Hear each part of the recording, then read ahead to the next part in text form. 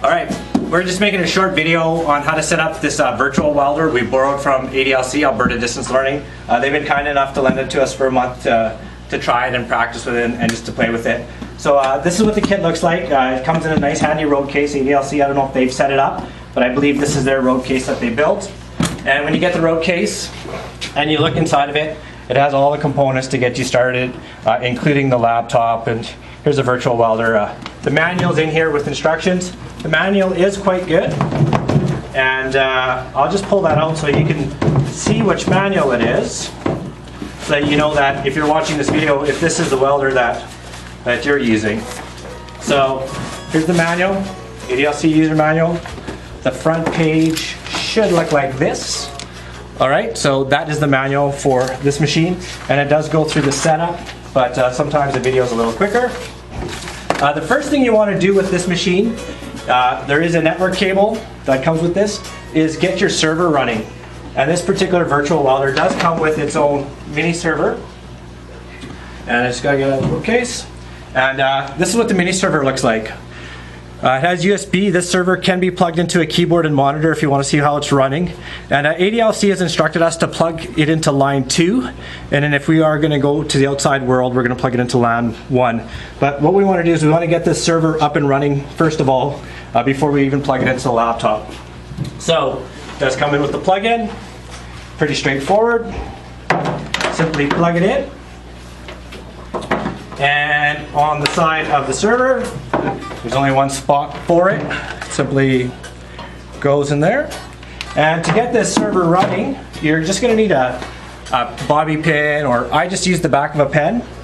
And on the on and off, I'm just going to hold it, and the green light's going to come on. And now this server is in boot up mode and has started booting up. So we can get that running. Once we get that running, the next thing we're going to do is we're going to set up the laptop.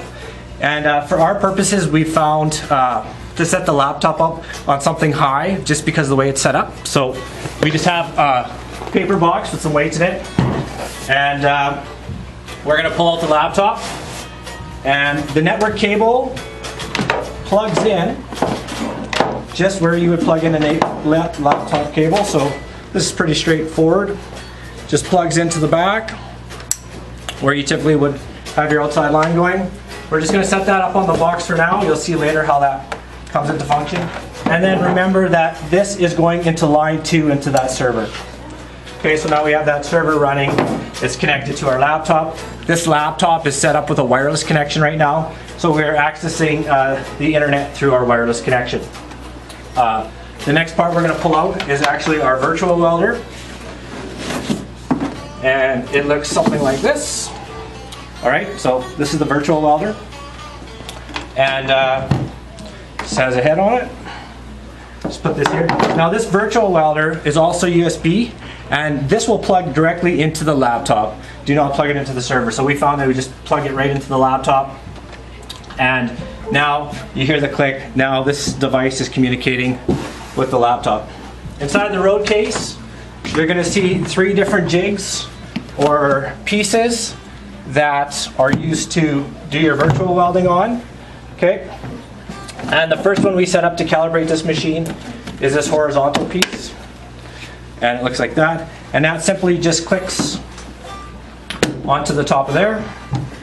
And the nice thing you'll see with this laptop is that because this virtual welder does not have a mask that projects inside of it, it's nice to have the laptop set up. You'll see when you start welding that when you start to do your welds, to have the laptop in front of you while you're welding really creates that dynamic better for welding.